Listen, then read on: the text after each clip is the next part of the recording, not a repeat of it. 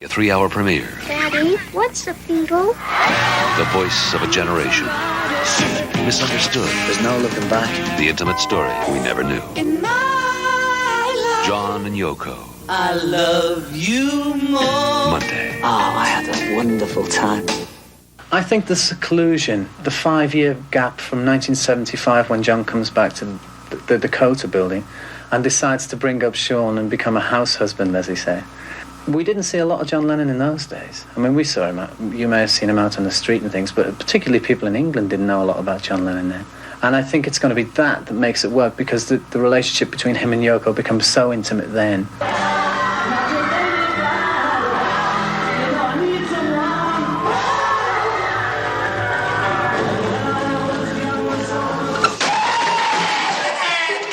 Yes! Glass Onion. John Lennon.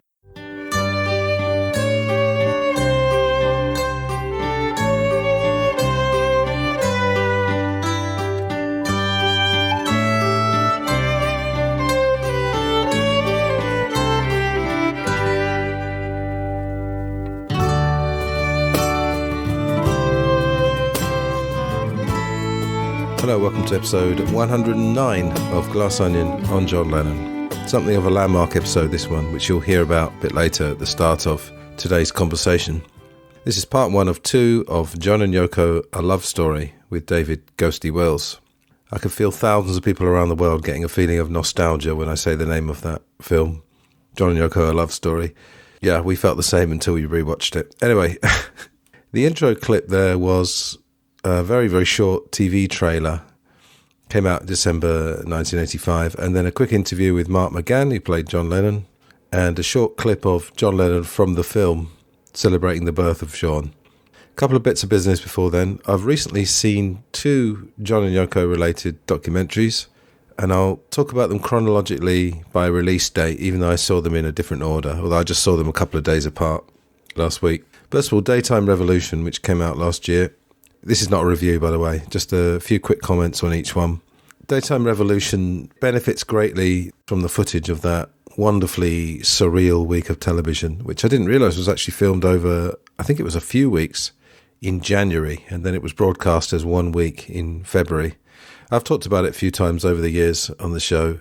Beyond that footage, I found the documentary serviceable but not spectacular. You get a lot of the guests appearing as they are now, and they tell you what their ages were when they were on the show, which is quite an interesting touch, because you see how frighteningly young some of them were. And then someone like Ralph Nader, I mean, he was still a young man for a fairly well-known politician. I think he was about 36, 37. I think the fact that the executive producer of the show was one of the main talking heads meant that there was nothing too controversial said. In John Wiener's book, I think it was, Come Together, he talks about some backstage arguments or disputes about guests, and Yoko was apparently duking it out with Mike Douglas at one point. My big regret from that week, as I've mentioned before, is the fact that George Carlin was there. And although they make a thing, I think, in the documentary of saying that George Carlin had already had one metamorphosis, because in the 60s he was a very mainstream comedian and used to dress very smartly and had very sensible hair. Here he's got the long hair and the ponytail. You know, he's quite hippified and, you know, looks pretty cool. He fits in very well with John and Yoko. But he hadn't had that other big change, which happened really around the 90s when he was quite far past middle age. He really was talking about the world, I think, in a brutally truthful way. You know, he transcended left and right politics, for example, and was just telling it how it was. And I always wonder if they had any chats backstage, because I think his mind had already been fully opened, but I don't think he had completely embraced that in his work. Anyway, this is not a podcast about George Carlin, although I'd love to do that in the future on one of my shows. You get Chuck Berry, of course. The performance of Memphis, it is a bit shaky, a bit nervy perhaps. I think on Chuck Berry's side, it wasn't so much nerves, it was just the fact that he was Chuck Berry and he wasn't into major rehearsals or anything like that. I think John was quite nervous, but was obviously absolutely loving it at the same time. It was nice to be reminded that the episode with Chuck Berry also included the macrobiotic food. So Chuck Berry's there and Mike Douglas eating some of this macrobiotic food, which of course seems fairly standard now. You've got organic food, plant-based. It's pretty mainstream now. Of course, the week starts, we already knew this, with Mike Douglas singing Michelle and then saying, he wrote that, pointing to John. John says he wrote the middle eight. Mike Douglas says that's sometimes the most difficult part, which is a bit cringy, but hey. On the subject of Mike Douglas, I seem to warm to him a bit more this time round, perhaps because I'm getting nearer his age. That could be it. I think as a young man, a young person, it's very easy to look at someone like him and say, oh, he's establishment, he's got no real sense of humour, he doesn't know what's going on in the world. His show goes out at 4:30. He's catering to an audience that probably doesn't really know how the world works either. But I think as you get older, something interesting happens. You narrow in the sense of knowing more what you like. So just for me with, say, music and films, I'm still up for trying new things, but I feel like I know what I like and what I want. But then often you broaden your tastes into things like, in my case, classical music that I would have been immediately put off by. The link being anything that seems to be associated with middle age. And there were a few bits of Mike Douglas where I just thought, he's kind of sending himself up. Apparently there were a lot of cue cards, but it seemed to go off script a couple of times. And I found it quite poignant the end of the week when Mike sings that song to John and Yoko and you get highlights of the week. As I said, to then discover that it wasn't filmed over a week, which I should have known. I probably did know it, but sometimes you read something and then you've forgotten it years later. But it's TV, they don't have to show you what the reality was of all those guests. They're just presenting a week of television. And I still say it was incredible. Like I say, I've talked about it before, for example, on the John Lennon in 1972 episodes, way back when, and a couple of other ones as well. I remember talking about it with Chip Madinger and Mark Easter, if you want to find that back in the feed. That was probably 2020 as well. It's also a little bit nostalgic in the sense that it did seem to be a time when people did believe a bit more. And you can either call it naive or you can call it charmingly idealistic. I think then you didn't have the preponderance of media, obviously, so you didn't have so much diversity of opinion, which is good and bad. Now you've got ordinary people being able to get their voices out very easily. You've got a massive diversity of opinion. But it seems a simpler time. I think generally us Beatle fans recently have been getting a bit worn down by the wave of fairly redundant or pointless documentaries such as Beatles 64, which wasn't bad. I mean, it's... I'll happily watch it. And then the biopics like Midas Man, which for no apparent reason cast the John Lennon actor as, people have called him a midget. That's not very politically correct, of course. And he's like 5'6" or 7. I mean, why would you do that? I just do not understand. I'd say Daytime Revolution doesn't add loads to my knowledge or understanding of that time, but it was decent. I'd recommend it. I wasn't overly excited by this documentary, though I'll eternally love the Mike Douglas show footage from that week. But a few days before that, I watched 1-to-1, John and Yoko, which served to restore my faith somewhat in the relevance of Beatles-related documentaries. I saw it on a big screen. I didn't see it on an IMAX. Originally, I had the idea that it was a concert film, and had it been, I think I would have made the trip 20 miles or wherever to the nearest town that had IMAX, but as it was, I settled for the big screen. And since I don't go to the cinema hardly at all anymore, I think it's the second time I've been in 10 years, literally.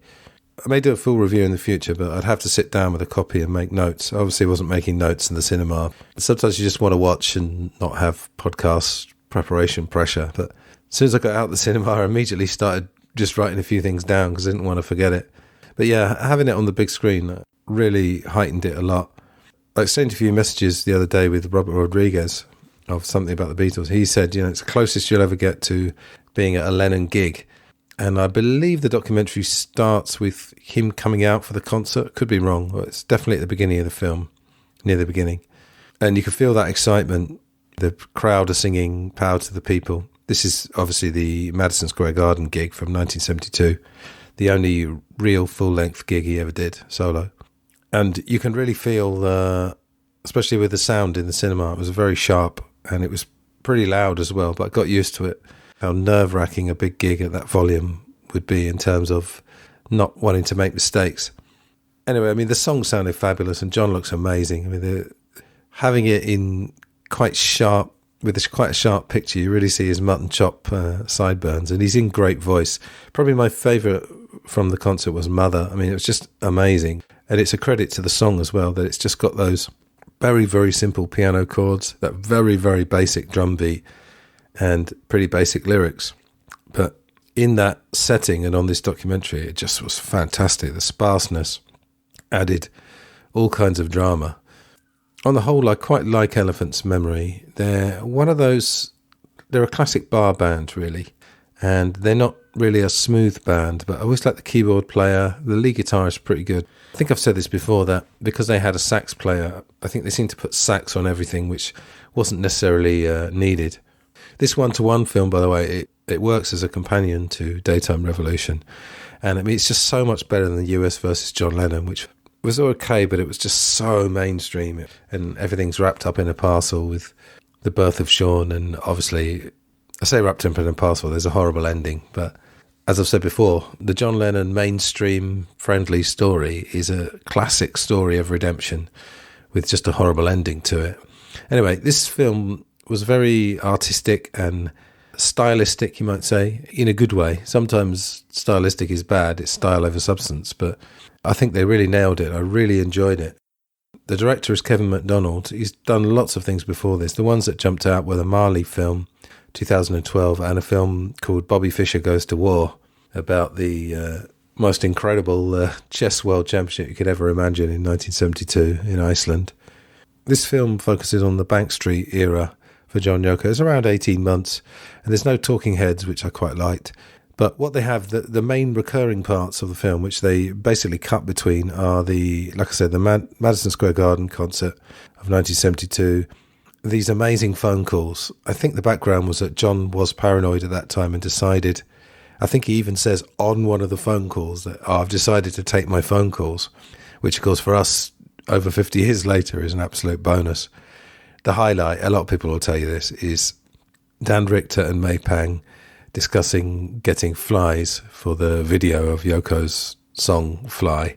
The video was going to be thousands of flies on a naked woman's body, and indeed they did make that video. They do a nice thing with the phone calls, actually. They put the names of the people as they're speaking. In some cases, you might say, oh, why do I need to see John Lennon's name? But that wasn't the point. It worked really well.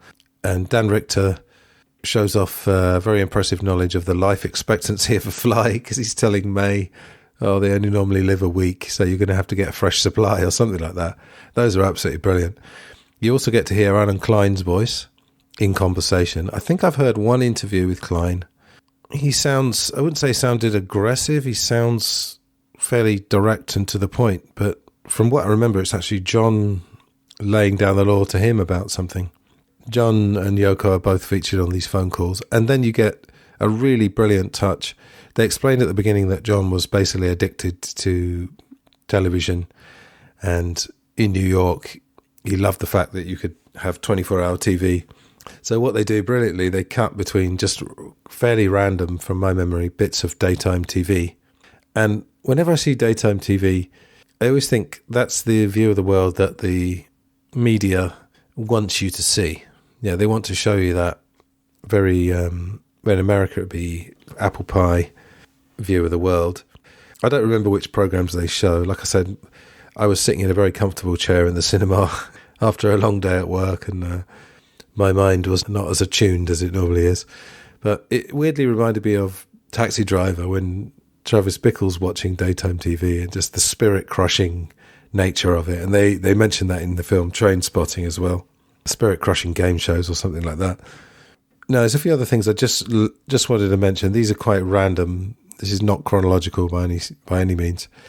They make a point of John and Yoko breaking with Jerry Rubin because of the issue of violence. You also get harrowing footage of the Willowbrook School for children with intellectual disabilities, and Geraldo Rivera's there, and that was why the 1972 concert was happening. We get the John Sinclair story, which is fairly well known. They did a rally in, I think it was December 71, and then he was released a couple of days later. I think when we did the 1972 show, I said that the idea that they did the concert and then he's suddenly released, it seemed a bit suspect, a bit too good in a way. I'm not sure what's going on there. Maybe they were thinking of releasing him already. I don't know. Maybe it was a game they were playing. I don't know. There's no mention of the Sometime in New York City album at all. We do get a very nice rehearsal, I think it is, John and Yoko jamming out Luck of the Irish. Again, we reviewed the album itself on this 1972 show. We said it sounds strange for Yoko to be singing about Irish stuff in a Japanese accent, but not really a big deal. She sounds really lovely on the bits she does here. I've always said, when her voice does sound nice, such as on the Beatles song Birthday, and, some other songs, she's pretty rocky on Sisters Oh Sisters, which we get here as well. Sometimes it really works. There's a thing here about freeing prisoners. I think it's 500 prisoners following the Attica riots, which of course inspired the song Attica State. If I can find John Yoko's interview with David Frost in January 72, I'll put it in the show notes. They have a great argument with people in the audience, rather like with the Mike Douglas show, in fact. They're getting the audience involved, and they have a discussion about prisoners, and one guy says, you wouldn't glorify prisoners if you went to the areas where you live. And John says, yes, but they never had a chance. And they're both valid arguments, just as Mike Douglas's argument to Jerry Rubin that America's the only country where he can make what would be termed as inflammatory comments. That's also valid as well. One of my favourite bits of footage, you finally get video of Stevie Wonder doing his wailing, I suppose you'd call it, on the reggae Give Peace a Chance at the end of the concert, with that great bass line as well. Love that bass line. That was on Shaved Fish, and of course regular listeners to Glass Onion or long-term listeners will know that's features basically every Christmas. My sign-off, I play a stripped-down version of Happy Christmas, and then I tag that to the end of it. It was so brilliant to actually have Stevie on video, to be able to see him singing that. I don't have clear memories of the rest of the film.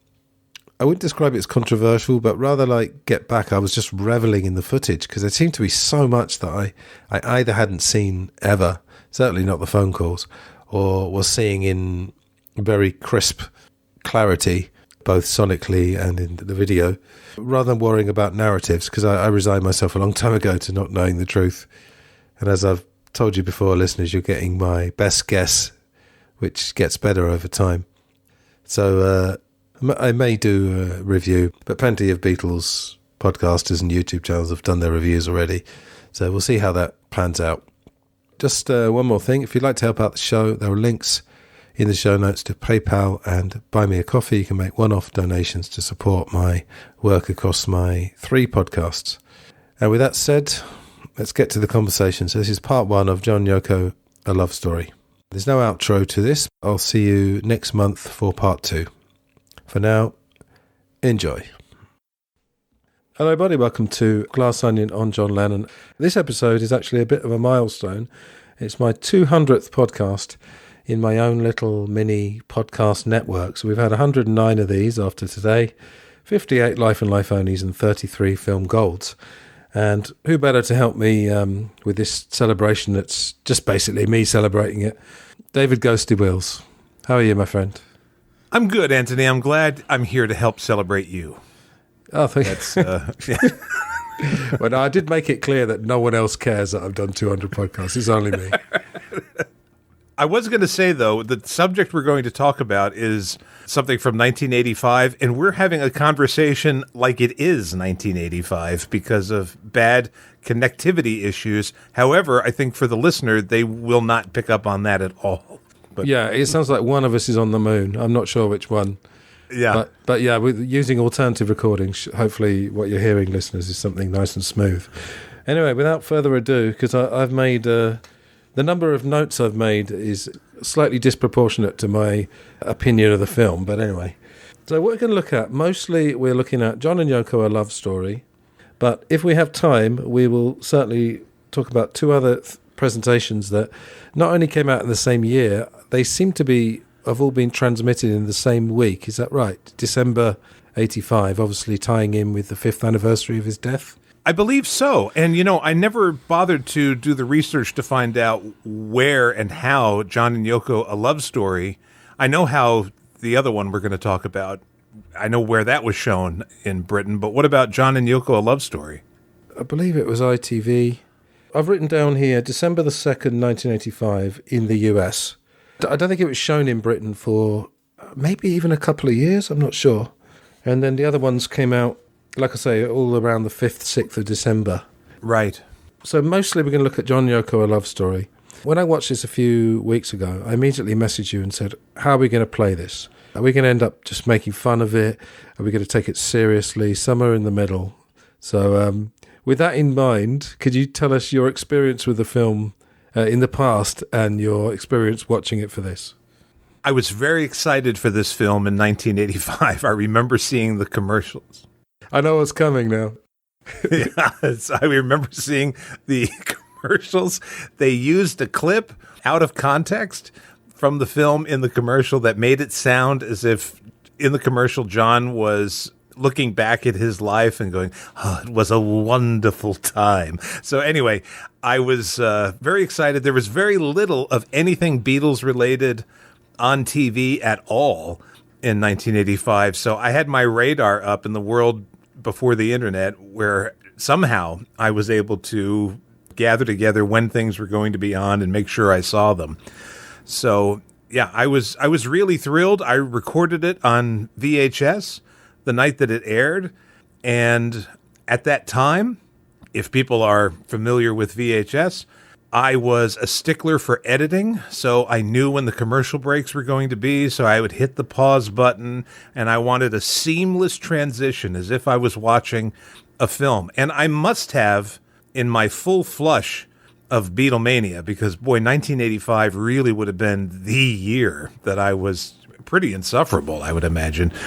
I must have watched this over and over and over again, and then not watched it at all after 1985. I mean, I must have just relived that movie over and over, because when I saw it for this podcast, I had not seen it since then, and yet I remembered dialogue, and a lot of dialogue. I remembered scenes.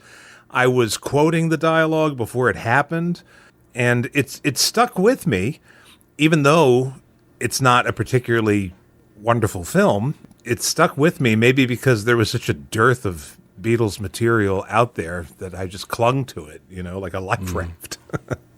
So you remembered it quite a bit better than it actually turned out to be, would you say?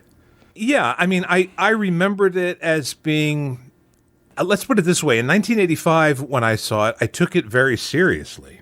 And I remembered watching it and just thinking it was wonderful to see these things, these events that I had read about being enacted, on screen. It was just fantastic. And now years later, when I'm watching it, I'm seeing it as it's almost a piece of camp. There are moments in there that are so ridiculous and just so TV movie of the week, soap opera weepy nonsense that I can't believe that in 1985 I was just so, I took this so seriously, and I was going to base my life, my future relationships are going to be based around this fictitious, well, it's partially fictitious version of the John and Yoko love story. But in my defense, I was 15. So. Well, that's the thing, isn't it? Yeah. I use the same excuse when that happens to me as well. Yeah, I don't think it's without merit. It's just, it definitely has quite a lot of presumably unintentional comedy about it. That's why I was thinking, is the fun of this podcast going to be mostly making fun of it? I don't want to just do that, but there will be a little bit of that, just to let you know. Yeah, I was trying to think what defines a TV movie, and all I can think is that it's usually quite low budget. It has very clunky, melodramatic music. In Birth of the Beatles, actually, which I think this would be a perfect double bill, like quite an entertaining, semi-comedic double bill, In Birth of the Beatles, when John finds out Stu has died, you get this sort of da-da-da-da, you get this dramatic music, and you literally see John with a sad face. Stu's dead.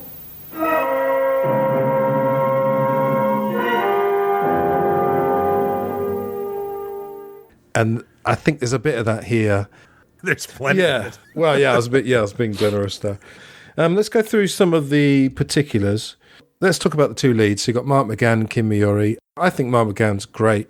He'd played John Lennon, I believe, on stage. Now, Kim Miyori, when I was watching this, I was thinking, God, that accent is so annoying. Why has she chosen this accent? And then she was on Saint Elsewhere, wasn't she? Yes. When I heard her speak, that is actually her accent. Just broadly, what do you think of the two leads? You know, Kim Miyori, I'll start with her. The very first scene where she's being interviewed in a bar, she has really captured Yoko Ono's cadence. And I think she has it really for that one scene, and then it vanishes for the rest of the movie. And that one scene, they really establish she has the melody that Yoko speaks with. And I just thought, wow, she's captured it so well. And then it's kind of here and there. It doesn't really remind me of Yoko, per se. She's just sort of this idealized Japanese artist in this movie. Mark McGann, I think he does a really good job. I think his speaking voice is a little high for John Lennon, so I think a lot of chipmunk John Lennon impressions probably stemmed from this movie. Helium impressions. Yeah. It's like I've noticed with a lot of people who impersonate Groucho Marx that they all seem to have really high voices, which I don't know why that is. But I think he did a really good job, with what he was given. I think he did a pretty exemplary job. There is that weirdness with the original actor cast, which I don't know if you want to get into this. Yeah, let's get into that. Yeah, go on. Mark Lindsay Chapman, I think is his, because he went professionally as Mark Lindsay, presumably to avoid any association with Mark Chapman. After he was essentially cast, from what I understand, that's when Yoko, who was an advisor on the film, when she found out, this is according to Wikipedia, so whether or not it's gospel truth, I don't know. But as soon as she found out that his name was actually Mark Chapman, he lost the role. Yeah, I think I've actually seen a snippet of an interview where she's talking about that, so I think that is true. Mark Lindsay Chapman, or Mark Lindsay, let's call him, was in Chapter 27. And yes. I know some people are turned off by that film purely because of the subject matter, of course. I actually just didn't think it was a great film. Anyway, it had a bit of merit, but there's a very chilling scene. It's very stylized. A lot of people will know, of course, on December the 8th, John came out about 5 o'clock after doing his Newsweek. What was his last interview? Was it Playboy? Or maybe it was Newsweek. I'm not sure. It was with... One of them scooped the other. Dave Sholin and Laurie Kay. God, I should know this. Anyway. Oh, RKO Radio? RKO, sorry, yes. Yeah. RKO. So he came out at 5 o'clock. Chapman was there. Paul Garash, who's a photographer / stalker, apparently. He took a picture of, obviously, John signing. And in this Chapter 27, they make the music very echoey, and then Mark Lindsay, as John says, "Is that all you want?" What the hell are you waiting for? There he is. Come on.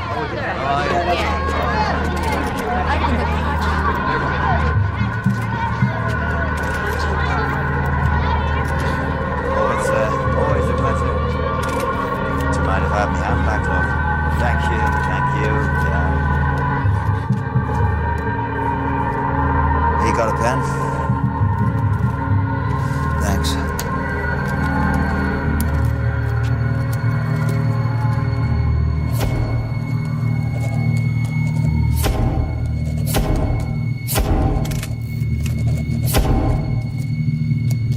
Is that all you want? Yeah, thanks. You sure? That's all? Yeah, that's all. Thanks, John. You're welcome. Just to say that he did actually get himself into a film playing John Lennon.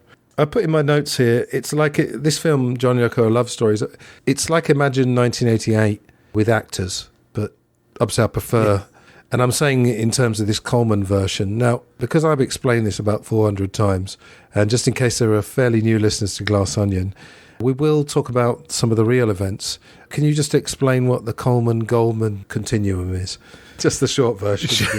Sure. I mean, I'll make it as short as possible. There were two books that came out around the same time that were purporting to be biographies of John Lennon. The Ray Coleman book, which was simply called Lennon, was, in the eyes of many, a wonderful book that portrayed John as kind of this idealized human being, whereas the Albert Goldman book the lives of John Lennon was as well researched, I suppose you could say, as the Ray Coleman book. They're both pretty well researched, but it was a different spin on Lennon's personality, and maybe, and obviously it was negative in comparison to Coleman's, and maybe between the two books, somewhere in there lies the truth, which has been the modus operandi of this podcast for many years. Yeah, I haven't done so much recently, but certainly, about 3 or 4 years ago. Yeah. And I actually did do some direct comparisons maybe 2 or 3 years ago. But yeah, I think you and I, because you and I obviously talk, we don't only do podcasts together, we do chat. Right. And we were saying that, or probably on one of the shows you were on, we were saying that the Goldman version is, some of the facts at least are starting to be recognised as, well, maybe that's true, even if the spin... My history is just that I read the two books as a 13, 14-year-old within 6 months of each other. I was thinking, these are not the same person. It's amazing. It's like having two completely different people almost, that the same things happen to. But yeah, we were saying that the Goldman stuff is being a bit more recognised. I'm going to absolutely not pass judgment, but just to say that in the last few years, Elliot Mintz, or in the last few months in this case, Elliot Mintz has brought out a book. We knew what was going to be in that basically because he is, whatever you want to call him, Yoko's paid mouthpiece. We had the Madeline Boccaro book, which was mostly about Yoko's art, but did slant almost with this film. The thing that gets me is really just the presumption that they would have stayed together. They're saying, we can imagine John Yoko as an 80-year-old, or 90 in her case, year-old couple. And how could you possibly know that John Lennon would have lived and that they would have stayed together? And then we've had Laurie Kay, who was involved with that interview. She's been doing the rounds because she's got a book out as well. She talks about what was basically presented to her on December the 8th. And we know that Andy Peebles, who actually just died recently. That's yes, a coincidence. A couple weeks ago. He did an interview 2 days before John died, and John was just... I'm not saying it wasn't all genuine, but we know he was lying about certain things, about, the double fantasy. We know all this story, but Andy Peebles actually did an interview years later and saying that I felt like I'd been kind of sucked in by their performance, which I can imagine. Yeah, so this Coleman version is kind of making a comeback, I suppose. And yeah, it has been a kind of pushback in recent years. I don't want to say that it's a coordinated pushback, but there seems to be this attempt, even with the Mind Games box set. Oh, yeah. This attempt to portray the love story of John and Yoko, much like this film. Let's go back to the way it was in this movie. Yeah, basically that's right. And I suppose it's just like most things, this thing swings one way or the other. Now, of course, you know that I also do a podcast called Life and Life Only. And it's very interesting. About 2 or 3 years ago, I realized that the Coleman-Goldman continuum is very similar to the mainstream conspiracy continuum, where if you take one end of it is someone who just watches 10 minutes of the news and said, I know what's happening in the world. The other end is like everything is a conspiracy, kind of Alex Jones, I suppose, nowadays. And again, the truth is somewhere in the middle, and that probably swings one way or the other. I think when the Goldman or the conspiracy version becomes too prevalent, everybody's too depressed, so they almost feel like, they have to go back the other way. Right. And, anyway, let's get on to this. So, as you said, Yoko did have some approval on this. She controlled the song rights. This was written and directed by Sandor Stern, a Canadian who did a lot of TV, which maybe isn't the biggest surprise. Was there ever a version of this which had the original Lennon or Beatles vocals or versions? I'm so glad you said that. Now, you know how your mind plays tricks on you, right? Yeah, and you remember things differently, and this is a huge issue, and it's one that people do not want to confront, but it's the truth. We just have a massive jelly in our heads, and it is not a Polaroid Instamatic camera, and so we're not going to get what actually happened. We're going to get some twisted, cockeyed version. I remembered that the original music was in that initial TV broadcast. However, all the versions that are up on YouTube, and there are a number of them, have music which presumably is sung by Mark McGann. Doing a very good job, very credible job. Yeah, it definitely is, because I've actually just heard him. You sent me that video, didn't you? Yes. A week ago. You can hear him singing, so it's definitely him. I don't know who did the other Beatles voices, but I suppose it's the Beatles songs we hear are him singing the lead and them doing the backing. Yeah. no, he does he does a fine job. I remember it being advertised as having original music, but I think that might have just meant the songs, because, a lot of these, there's so many Beatles documentaries, where they play beat-style music in the background. Right. But obviously because they don't have the rights. I've actually just remembered, because I think I saw this film in about 1988, because I found this TV database. It's really good. They can tell you exactly when everything was shown on British TV. It's amazing. And I'm pretty sure I saw this at the end of 88 when I sort of traced my Beatles Lennon fandom through this database. So it was one of the first things I saw. So I probably wouldn't have clocked particularly, this is definitely not the original, Yeah, I mean, my thought was that Mark, at some point, he did re-record. I mean, he did record those songs. Whether or not they were in the original broadcast, I'd like to assume that they were, and that I'm just remembering it wrong. McGann was a Liverpool lad, which helps. And like I said before, he played John Lennon in the Broadway theatre production Lennon. The other thing, I think you told me last week you didn't know this, because I'm not sure about this. I had in my head that Mark McGann and Kim Miyori were a couple when they made this. I'm sure around the time I watched it, maybe it was in the TV listings or something, they had an article. Really, Ghosty, to be honest, the only reason we're having this conversation is so we can talk about Peter Capaldi as George. Just before I throw to you, it's funny because, I mentioned Birth of the Beatles earlier would be a brilliant sort of camp double bill with this. Have you heard of EastEnders? You're a bit of an Anglophile, aren't you? You've heard of EastEnders? Sure, of course. Yeah. It's like what we call a soap opera. And in Birth of the Beatles, George Harrison is played by an actor called John Altman, who played a character called Nick Cotton, who was a total cartoon villain. Yeah. He had this religious mother called Dot, who had a brilliant voice. She'd go, my Nick. She had this unmistakable voice. It was on here. That played in America. Oh, okay, right. So when people watched Birth of the Beatles in England, my friend said, oh my God, it's Nick Cotton as George Harrison, which almost didn't give it credibility. He was, of course, Doctor Who, although I know him more as Malcolm Tucker in the thick of it, which was, it was almost came out at the same time as Veep. It was very much a British Veep, or Veep was an American thick of it. And, of course, Mark McGann's brother, Paul, also played Doctor Who. But how do we sum up Peter Capaldi as George? Well, I don't know why the filmmakers decided. I know Elliot Mintz was a technical advisor, so maybe he's got kind of a grudge against George. But I don't know why they decided to make George the villain of this movie, because you mentioned that melodramatic movie of the week music, and whenever George speaks, like the atmosphere gets dark and the ominous music starts playing, and he has such contempt for Yoko. I'm surprised that, he didn't push her off the balcony at Abbey Road in this movie. It's push her off the rooftop. And he's so odd looking with, the fake mustache and the fake beard. I think that's one of the things that is a hallmark of the TV movies.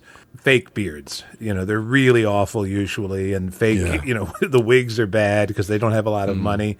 And at times, Capaldi looks like a praying mantis in a beetle wig that I can't really explain. There's something, a very horror movie about his portrayal. And you mentioned EastEnders, which is a good thing to bring up because the actor who played Brian Epstein, or Epstein, depending on which side you're on. Let's not get into that again. Come on. I know.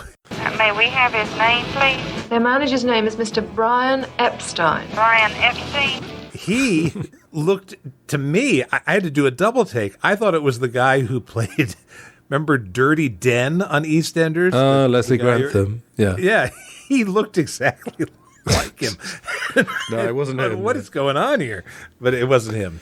Anyway, yeah, I've got in my notes here, George could have just been renamed Scowl. Yeah. They could have said John, Paul, Scowl and Ringo almost, isn't it?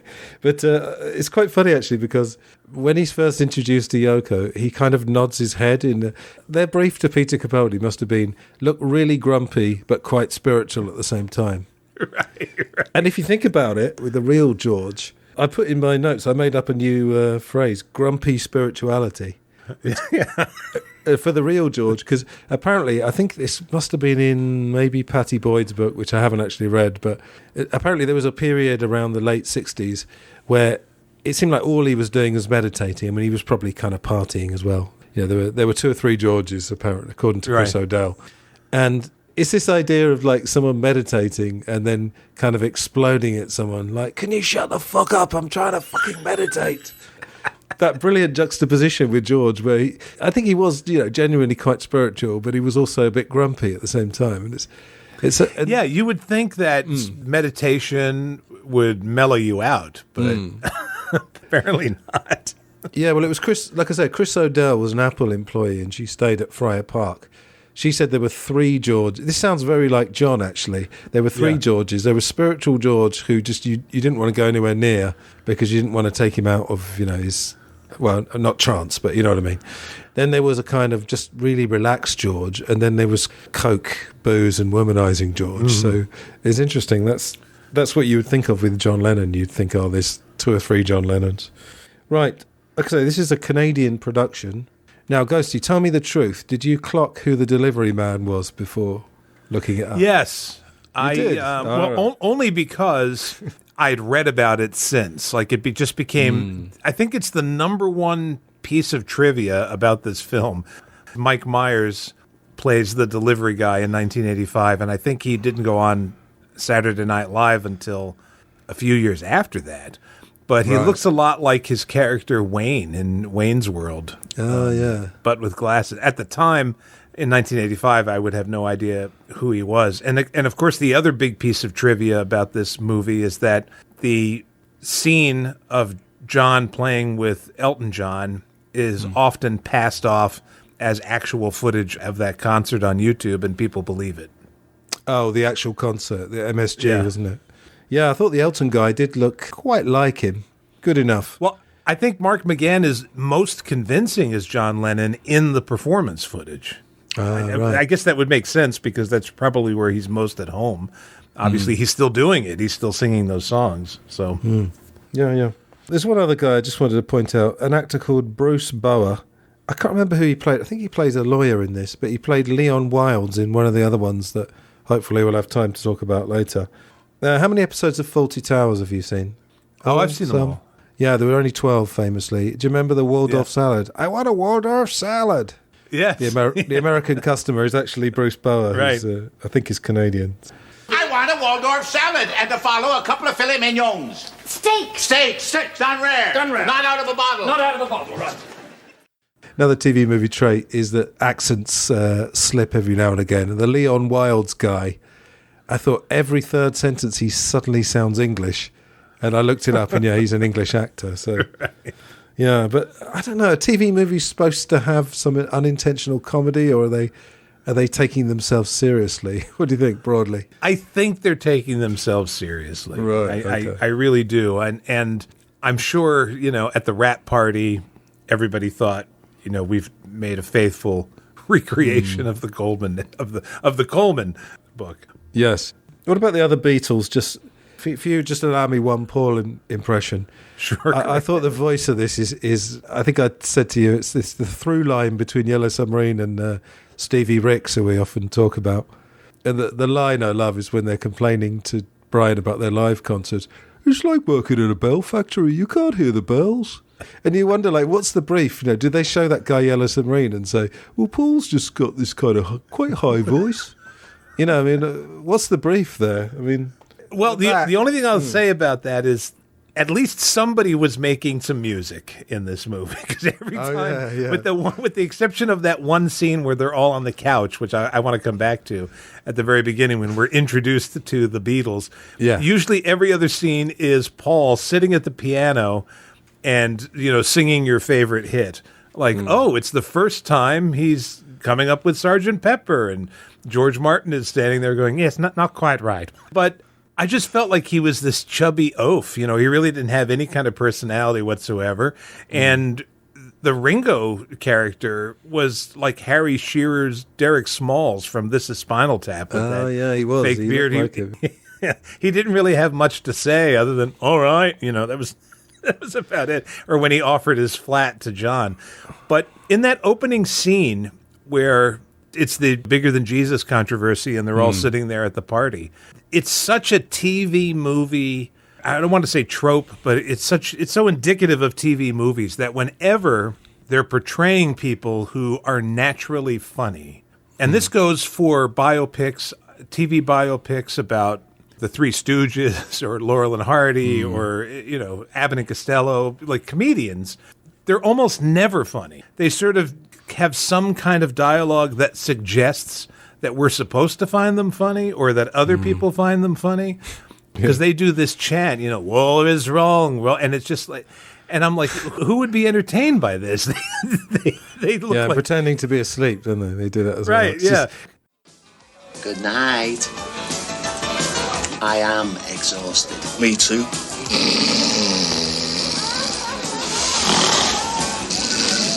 Okay.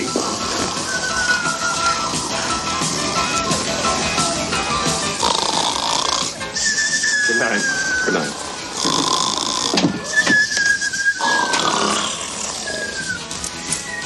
All right, very funny. I thought I asked you to stay away from this Vietnam thing.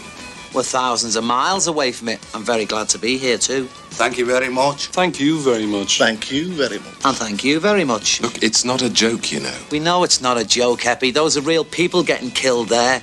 Just look at your telly. Do you expect us to ignore it? Politics and music are like religion and music. They don't mix. Music? What music? I can't hear a bloody note we're playing out there. This is like a person who has no sense of humor being asked to write something witty, and this is what you get.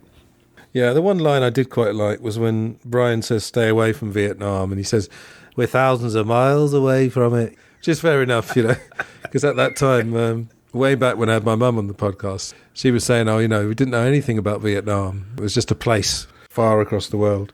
In 1966, we get the firecracker scene, which did happen.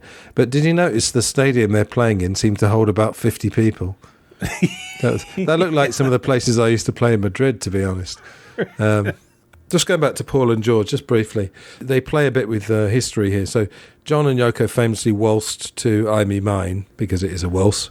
Here they have them waltzing to Let It Be, which is a bit weird. Yeah. And the bit I just thought was so hilarious was obviously in the real story, Paul and George had an argument on the 6th of January. George walked out. But in this one, they're listening back to George's guitar solo, and Paul's going, "Could you just make that third note a little bit longer?" I mean, I know Paul did micromanage, and I've heard the Nagra tapes, but it's so ridiculous to say, "Oh, can you just make the last note of your guitar solo a bit longer?" And George is like, "I'll play whatever you want me to play," etc. And I mean, that is comedic. I'm sorry. And they don't even finish the line. It's a famous line, but they don't even finish it. Well, he gets to, "I'll play whatever you want me to play," and then stops. Yeah, and then it just ends. We didn't get whatever it is that will please you. And I would have liked to have heard the ominous music underneath and the death stare. I would like to have heard the menacing George. But I guess he saved all of his vitriol for Yoko. I think there's that scene where she's showing up at the studio and they cut to George and he's just looking scowling. Scowling spirituality. Yeah. When did we become the 5 Beatles? Maybe we should all bring our women into the sessions. I actually made notes pretty much on every scene, even if it's just like a one-word note. But we'll sort of divide it very broadly into three acts, if you like. So are there any scenes from, let's say, the Beatles era that you particularly liked or didn't like or anything? Not necessarily with the Beatles. I didn't think any of the Beatles stuff really worked, to be honest. I thought that was kind of the weakest part of the film. It was the part I was most interested in 1985 to see that stuff portrayed, but it was the least convincing. But I thought the Indica Gallery scene was good. I thought that was a nice recreation of that moment. Because it's a TV movie, I really don't see the sparks flying there like we're supposed to see. That, we're on the same wavelength. I think the film conveniently... I don't know if I'm moving ahead. It conveniently skips over Cynthia coming home and finding them in the dressing gown, right? Doesn't it just cut to John standing there asking for a divorce? Yeah. I mean, I suppose in fairness, there's just so... I mean, it was 2.5 hours, wasn't it? And there's just... Yeah. Their life is so unbelievably eventful that I suppose you can't cover everything. Just go back... I actually quite liked the Brian Epstein because they didn't make him seem very effeminate or soft. He always seemed to come across as a bit soft, and I always thought he can't be that soft because he survived in the music business. Okay, unfortunately, arguably only survived 4 or 5 years, because I'm sure partly the music business was what killed him. But yeah, I thought he actually was all right. They do give him that melodramatic scene, though. That's such a TV movie scene. Which one? Sort of the hopeless plea, where John is sitting there and Brian comes in and he sort of looks out the window and is like, maybe what we need is a torn. and of course, the audience, know that's not going to happen. Yeah. I'll book a few dates. We'll all do it like we used to. Wouldn't that be good, John, if we all went on tour again? It's so melodramatic. John's like, I don't think we need it. Right. Well, I'll just see myself out. Yeah, I thought Mark McGann actually looked very good as 66 John. Just to speak generally, what they do in terms of his looks, they get to about 68 and he's got the long hair. Then he's got the beard in 69. Then they seem to just go back. They use the 1968 John till about 75, don't they? Yeah, they do. Which, I mean, if you're not a big Beatles fan, it's not going to bother you. It didn't really bother me, to be honest. I just thought I'd point it out. And then between John and Yoko, there's a kind of another. This may be a TV movie thing or just a movie thing where they've got like a line, which is the line between them. And whenever one of them says something or shows some of their artistic personality, the other one says, "Yeah, I like that." Did you notice that? Kind of, I like that. It was one of their key lines. What does your name mean in English? It means ocean child. I like that. You could even put the other halves in bottles and sell them. That's good. I like that. When they actually met for real in 66, there's a couple of different versions. One version was that he'd been up 3 nights tripping or getting wasted generally. And then the other one was that was a few weeks later. It doesn't really matter which was true. But yeah, he plays the naughty schoolboy almost when he picks up the apple and takes a bite. And I like the way she bollocks people. It's very good. Yes. She's quite convincing when she's having a go at people, like having a go at the guy. I guess he's the rector of the cathedral when they're trying to plant the acorns. That's one of the best scenes in it, yeah. Yeah, I like that. Carl Henry Moore. We are planting 2 acorns for peace as a symbol of East and West coming together. Is your church against peace? Of course not. Against brotherhood? Of course not, but we have standards of morality. If the church's view of the morality of artists dominated history, most of the art in the world wouldn't exist, would it? But we're not talking about art here. What do you mean we are not talking about art? Not in the classic sense. My work is exhibited in every major country in the world. What do you know about art? You talk to me about art. It's an exhibition of sculpture. We are giving you sculpture, living sculpture that grows. But it's not the same. You get on the phone right now. You call every living sculptor in the country. Call America. Call Japan. Call Henry Moore. You get Henry Moore on the phone. Go! You get him on the phone right now. And you ask him whether or not this is art. Yeah. It would be like, I don't want to be on her bad side. Good God. Yeah. Like I say, we see sort of 66, 67 John, then he gets the long hair, and he comes around, they have a cup of tea, do you remember? And she's kept all the reviews of the show that he, in real life, actually did sponsor in 67. I think there was chemistry there, wouldn't you say? Yeah, I think there is in this movie. I think there are a number of scenes where I do feel the connection. Maybe that's why you thought that they might have had a real life, or maybe they did. I don't know. Maybe I'm sure that romance. Yeah, I'm sure that was one of the things that it was actually promoted on in England. Anyway, yeah, there's a nice bit where they're talking about their lives, and there's this strange coincidence that they both had a child in 1963. Obviously, Julian and Kyoko, and I think Linda McCartney's child was 63 or 64. Or 62, one of those. Well, I will say what this movie did do in 1985 is, obviously it's a TV movie and they are going to go for melodrama. So the whole situation with Kyoko, I thought, was presented very well in this film. There was an emphasis on it, and I understand why, because it is a very melodramatic thing that you're going to put in a movie, obviously. You're going to portray that. But I really got a sense of her as a mother just being so crushed. I think they portrayed that well. I think Kim Miyori did a good job portraying that. Yeah, because I think in real life, Yoko is portrayed as not a natural mother. Mm-hmm. And in fact, I did a series on the Playboy interviews, and I really went through those with a fine-tooth comb. There was a line, I think she says, I took Kyoko on stage when she was 1 year old. She says something like she was closer to her father or something. Which is fair enough. That's right. It's not a crime, is it? There was nothing about John's strained relationship with Julian at all in this movie. Yeah, he just turned up. They had a nice jam, didn't they, in about 1979, yeah. Interestingly, there's one bit that you would never think was actually real. The first time she comes to his house in 1967. By the way, John's house, Kenwood, just seems to be on a normal street. It's like, oh, here's my house. It's next door to the butcher's, Anyway, so she comes around and John says to Mal, "I'll put the bed out." Do you remember that? Yes. She sees it was... Apparently, this actually came from Yoko herself. It's somewhere, I definitely read this somewhere, that, he made a pass at her and she just wasn't ready or whatever. And I think she says that when she went round to his house, someone put a bed out. I'm pretty sure that's true. Well, that seems par for the course, yeah. Yeah, I mean, the thing about 68 is I did a show with Matt Williamson, I think it was, and because now we know that the Two Virgins night was actually the very beginning of May, thanks to Chip Madinger, Lennonology. Mm-hmm. In real life, he said to Pete Shotton, "Oh, I'll go and live with her in a tent." In this one, he's saying, this is it. There's no turning back. Right. And I don't doubt that he thought that. But actually, the reality is that he had a night with Yoko. Then he had one more night with Cynthia, because about a couple of days later, he acted as if it had never happened. Right. And then when they went to New York for the Apple junket, him and Paul, he was getting it on with the maid because they were in Nat Weiss's flat. And he said to Nat Weiss, "Is there a maid? Can you get an attractive one?"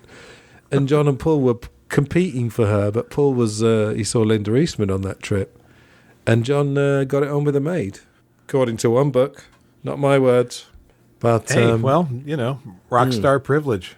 Yeah, I mean, they were used to that. Yeah. Also, he invites her to India, which again, he said in an interview he was wondering how he could swing it, having both of them, and a bit of a TV movie thing in India.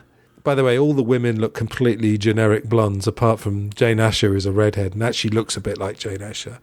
But there's a bit where John's reading the postcards or whatever, or he's reading Grapefruit in India, I can't remember, and Cynthia looks over to him, "What are you doing?" That kind of thing. Does Cynthia have more than like 2 lines? She's dispatched very quickly in this movie, because it's really not her story. I mean, it is. Obviously, it deeply affected her life. But in terms of this movie, she's unimportant. So I think she has 2 lines. She looks weepy all the time, and then we never see her again. Well, they're at home, aren't they, watching a news report about the film. We call it Bottoms. I think it's called film number 4, isn't it? Yeah, anyway, it's known as Bottoms. Yeah, right, and he's laughing. Oh. Is that daft or what? Yeah. I think that's her line. Well, we'll get there later, but May Pang is basically mute as well, so... Oh, God. And here's May. She's useless. Yeah, Cynthia and May are almost mute, yeah. So 68, they get together, as we know. We get a kind of a John and Yoko montage of them strolling in the street. But let's talk about that Coventry Cathedral. What did you like about that scene? Well, I liked her confrontation.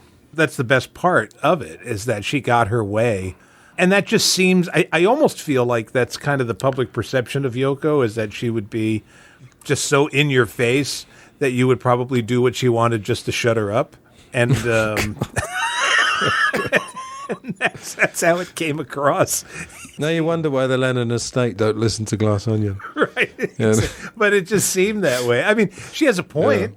Yeah. I'm not saying that she's out of line or anything. I mean, that's kind of how it is in life anyway. Certainly at my job, people who just make things terrible for other people generally get their way. So, yeah. There was one little bit of racism where, quite on the edge actually, someone says, Yoko Ono. What is that? Chinese or Japanese? I don't know. Oriental something. Well, at least he'll have clean laundry. It's funny you bring that up, because in 1985, I was so naive and innocent, I didn't know what that referred to. I didn't know that that was a stereotype. It had never occurred to me that that was a thing until years later. So when I watched it again, after not having seen it in 20 years or It's more than 20 years. Was it 40 years? God. Yeah. This is technically an anniversary show. Yeah. Isn't it? I didn't even think about that. Anniversary of John and Yoko, a love story. Yeah. After not having seen it in 40 years, I was like, oh, that's what that's a reference to. I would not have gotten that in 1985. I would have been just oblivious. It's right that they put something in there. I mean, nowadays, of course, that would be cut and considered offensive, even though it's trying to show that was a negative thing. Right. This is where we are at the moment with a lot of shows. They're getting pressured not to put anything like this in, even if you're saying that it's bad. You're absolutely right. Yeah, we get the drug bust at Montague Square. Have you ever been to Montague Square, Ghosty? I think, 2 years ago, I think I was there. Yeah, your personal tour guide took you there. That's right. Sadly, there was no hash in a boot, but yeah, we were. Yeah, no police, nothing.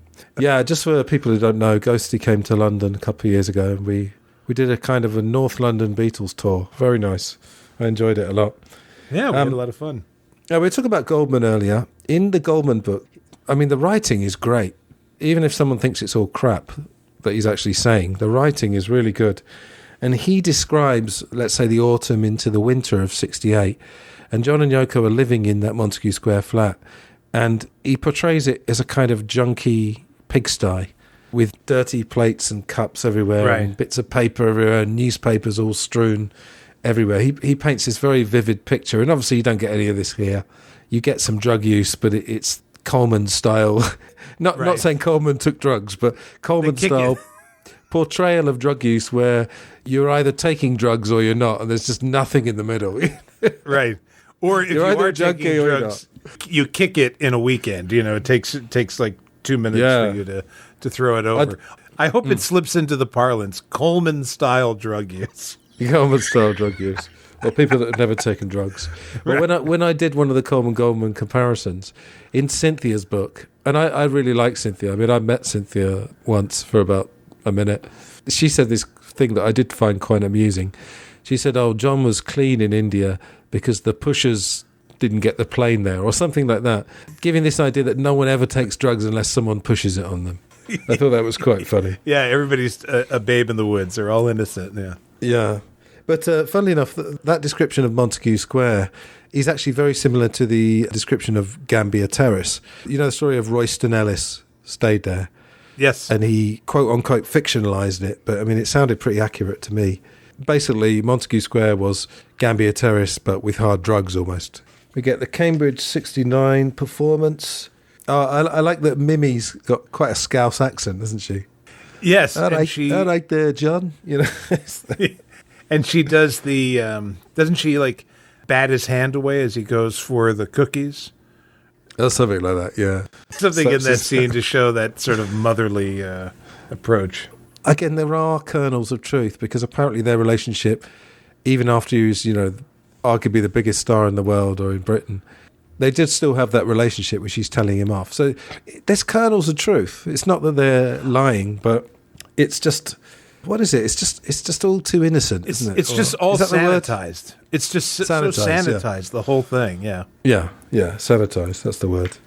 It's like Beatles for kids, like I would show a 13-year-old this movie, and I don't mean to denigrate it like that, but you could show a real young person this movie and you could leave it on and park the kids in front of the TV and really not worry about the content too much. Oh, I see, yeah. Such a sanitized version of events. Even when they're taking drugs, the message is it's bad.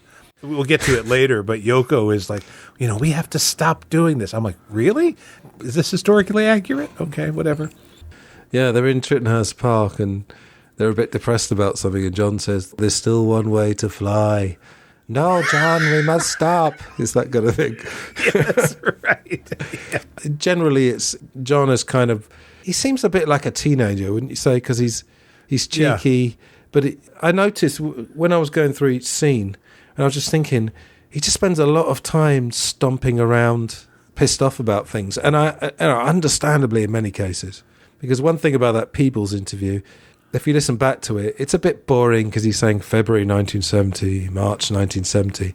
But they do, at various times, they do say, God, I can't believe how much was going on in our lives. Yes. And how much stress.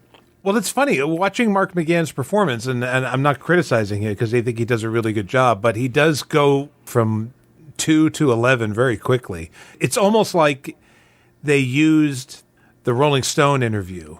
I think a lot of it is cribbed from the Rolling Stone interview that's been turned into dialogue in this movie.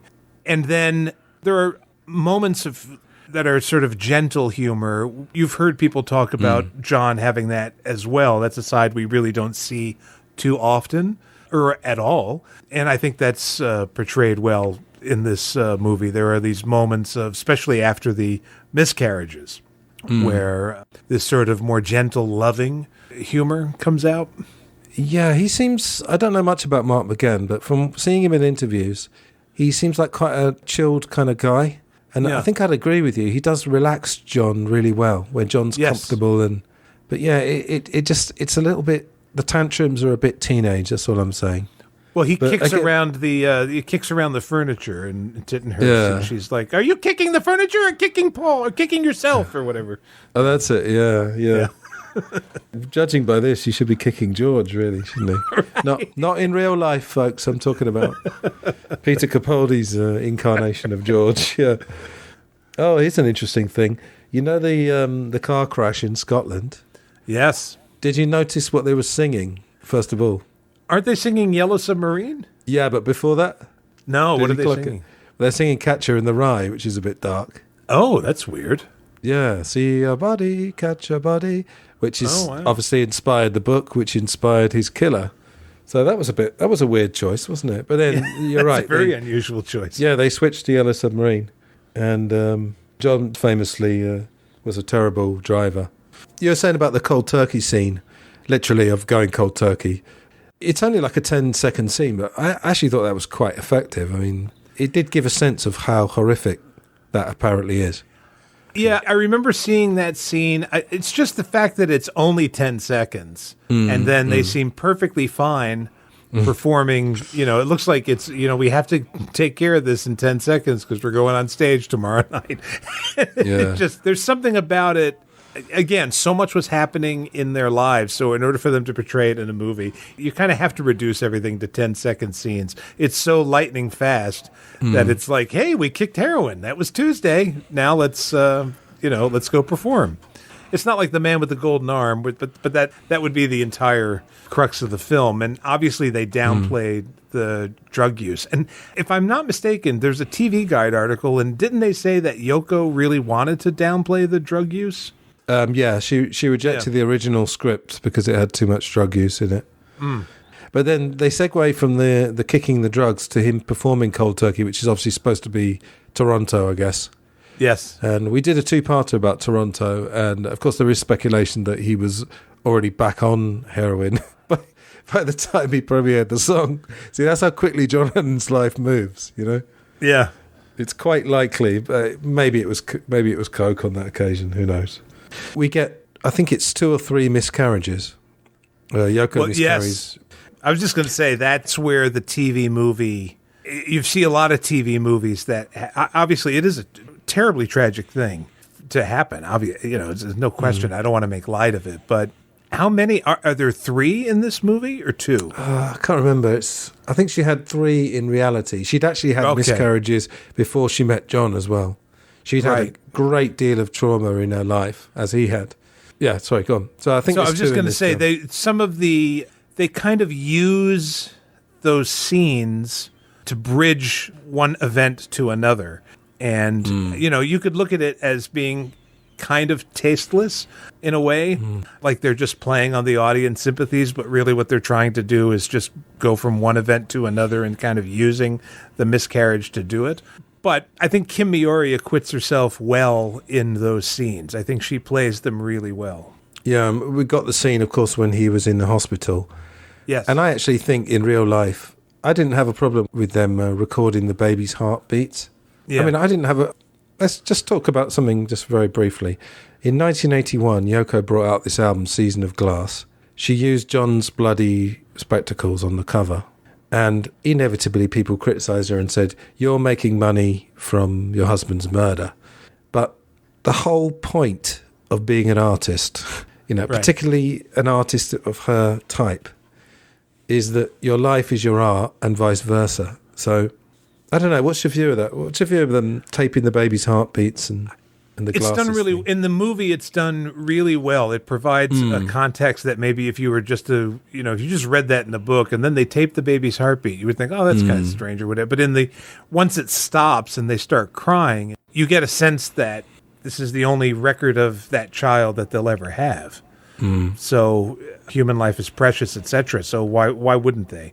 And I think that scene it's a very emotional scene. It's something that people have sort of made fun of or didn't understand or thought was weird, but I think it gives it good context. But don't you think, like, in reality, it is quite poignant when you listen to that?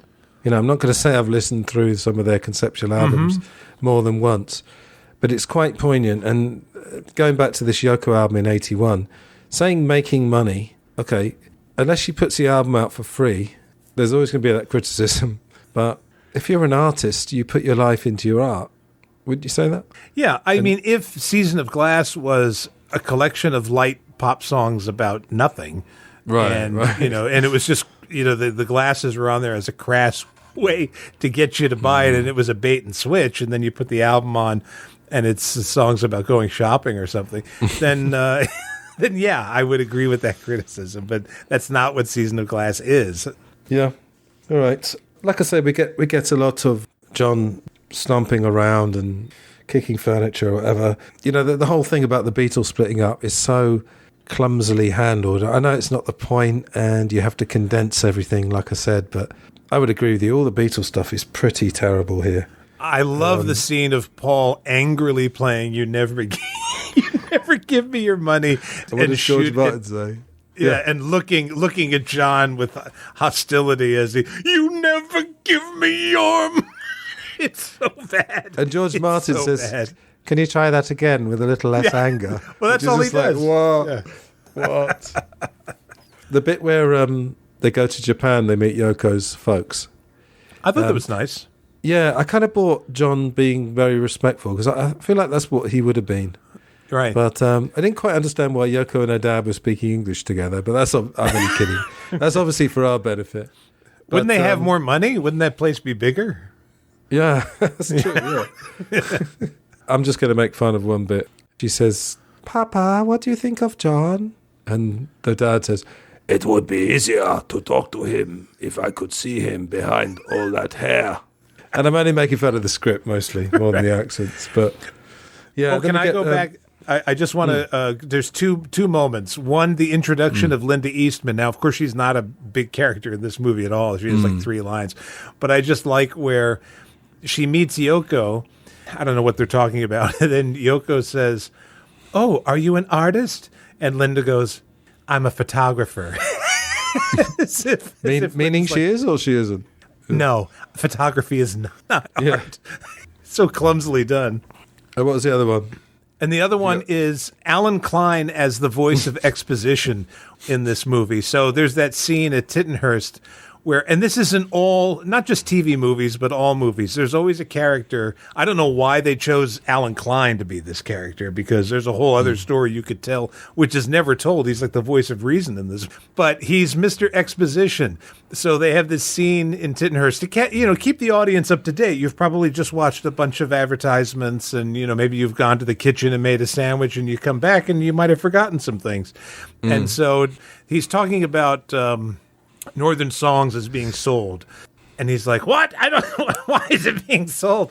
And Alan goes, listen, you don't have the money to buy it, and neither does Paul, and his attorney is Lee Eastman. And he just goes through the whole story, in like a sentence about what happened to catch the audience up. And he comes around again to talk about the concert for Bangladesh, just to let the audience know what that is, what that's all about. Anyway, it's just odd that, considering Alan Klein and his reputation and all the things he did, that he gets such a pass in this movie.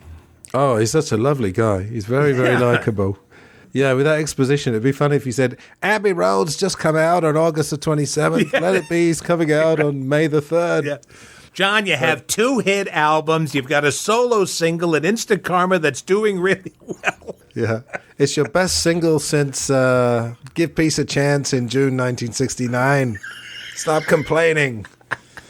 Actually, something slightly topical. I went to see that 1-to-1 film, and I have recommended that to you. I know we're getting swamped in fairly redundant biopics and documentaries, but they use these private phone calls because John was apparently, as we see in this film as well, and in reality, very paranoid about the phone being tapped and everything. So they actually, in reality, they recorded a load of phone calls, and you get them in this film. They do this thing which I actually quite like.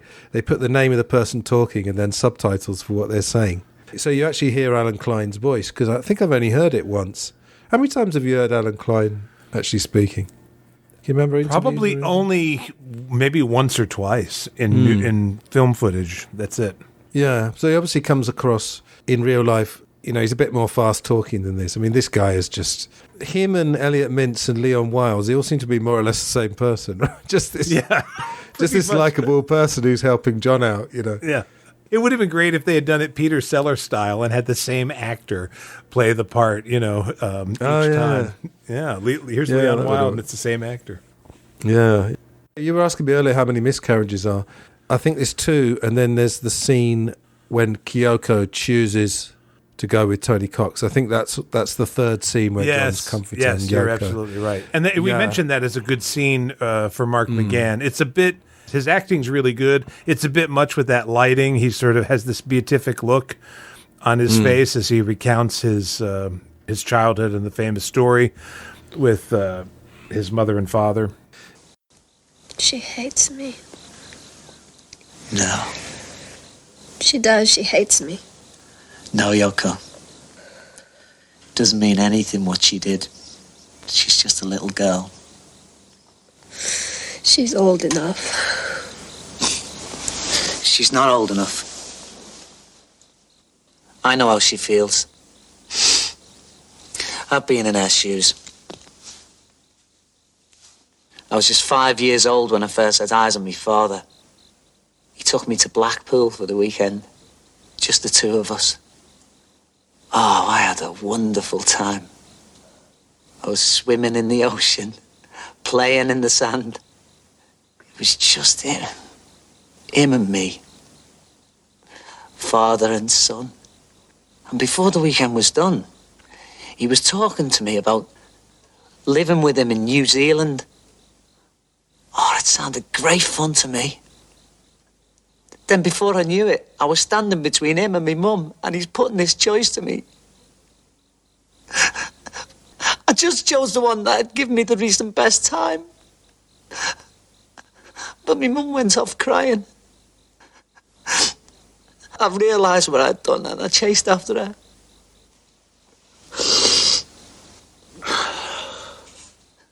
So don't you feel Kyoko hates you? And don't you give up on trying to get her back. I think Lewison has actually semi-debunked that story. Yeah. But it's along those lines. I mean, we know his father did take him to Blackpool and there was some sort of scene. I just thought that was quite good. Especially judged against some of the other scenes, it was quite good. That's true. Yeah, I think his face is lit up, isn't it, or something? It is, yeah. It's a bit It's like there's a spotlight on his face. Right, yeah. He's key lighting, yeah. Yeah, it's done well. We've talked about some of these scenes already. So George, obviously in real life, George did this Bangladesh concert at Madison Square Garden, which is where they all seem to play. And we get this, John and Yoko is one word. Don't know if he ever said that, but he wrote it down, didn't he, as John and Yoko, all as one word. There was one quite nice line when they decide to move to America. She says, I used to be Yoko Ono, the artist, the person. Now I'm the Jap who stole Lennon from his wife. And John Lennon says, let's move to New York. It's got my kind of energy. And so I just go back to this 1-to-1 film. They did something quite clever. They say at the beginning that John was addicted to television, or there's an interview, audio of John saying he was addicted to television. And obviously he loved the fact that there was 24-hour TV in America, whereas in England, I think at that time, literally there was probably 6 or 7 hours a day, maybe a bit more. Oh, wow. I think it went off in the afternoon, then came back in the evening or something like that. And in this 1-to-1 film, they cut between all the crazy events of their life. They cut to bits of daytime TV. You know, that really bland daytime TV of just random interviews with random people and that kind of thing. So you get that sense. I think John, he liked things instant, like he said, instant karma's like instant coffee. You get a bit of that sense. Well, he was lucky that New York was the place he was going to live, because TV was not like that in the rest of the country. Oh, is that right? So, yeah, my parents were split up. Actually, I kind of had that John Lennon experience as a child, too, which wasn't great. Oh, no. Having to choose. But my parents were split, and my mother lived in northern New Jersey, which is right outside of New York City, so we got all of those channels. And then my father lived in Virginia. So when I would go to visit my father, we had 3 channels to choose from down in Virginia. That was it. And in New York, you had, I think, 9 VHF, and then you had, maybe another 9 or 10 on UHF, which was a different frequency. And John actually would watch a show, and we learned this from David Bowie.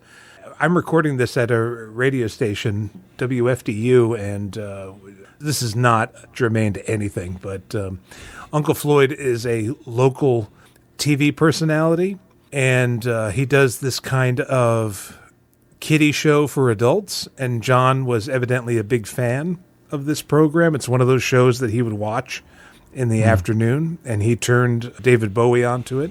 And then David Bowie eventually wrote a song called Slip Away in 2002, which referenced the Uncle Floyd show and the characters from that show by name.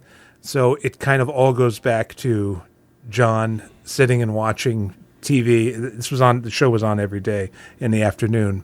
And that's probably where he would have seen like a lot of the New York punk bands, because they were all guests on it.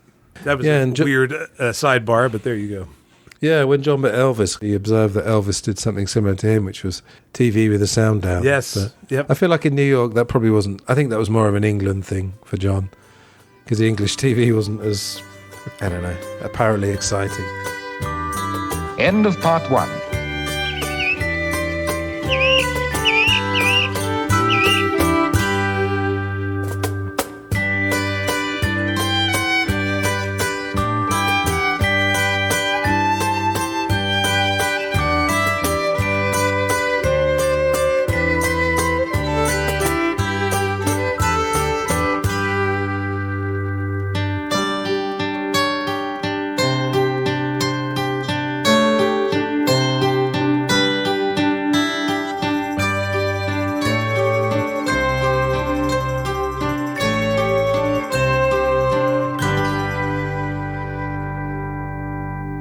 Take this, brother. May it serve you well. I finally met Yoko, and the dream became a reality. The only woman I'd ever met who was my equal in every way imaginable. My better, actually. Although I'd had numerous interesting affairs in my previous incarnation, I'd never met anyone worth breaking up a happily married state of boredom for. Escape at last. Someone to leave home for. Somewhere to go. I'd waited an eternity.